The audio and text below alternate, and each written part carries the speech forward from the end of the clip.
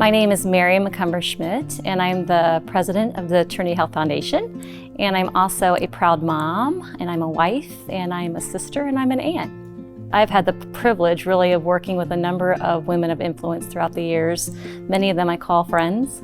I also have had the opportunity to work with many of the Athena winners. So when I heard that I was going to be honored, it's a very humbling experience, but also reminds me of the importance of continuing to live up to that legacy.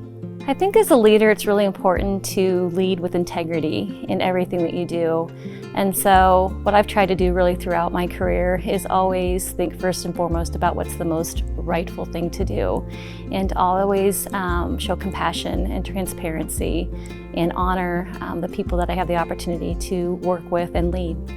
I love serving the Quad Cities. My husband and I have raised our family here, and I love the network of friends that I have that really represent all areas of the community. So my favorite thing about leading in the community is just having the opportunity to connect some of those networks and some of those friends that I have for the common good of the community.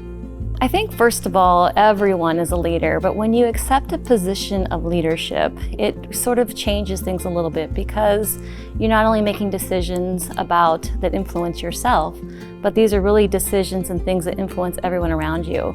I think what I would encourage all women to do is to create your network. And I think when you do that, then it not only lifts you up to a stronger and better person, but it also it's a joy. It's a joy to hear differing perspectives. And so what I would recommend to younger women, young leaders, is to surround yourself with your network that differs from you, who may think differently than you, who may challenge you to think differently.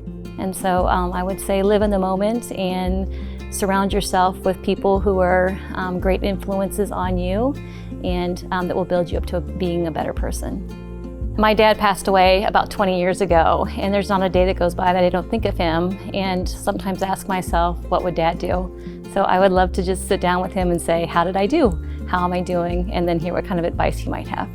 The greatest lesson I've learned in my career is that when you think you're going to go one direction, but you go a different one, it's really about taking the courage and being resilient and accepting new challenges, and just knowing that sometimes life doesn't go the way you thought it was going to go, or your career takes a different path, and every path is really meaningful. And I've been grateful for the two careers that I've had, both with Family Resources and the Trinity Health Foundation.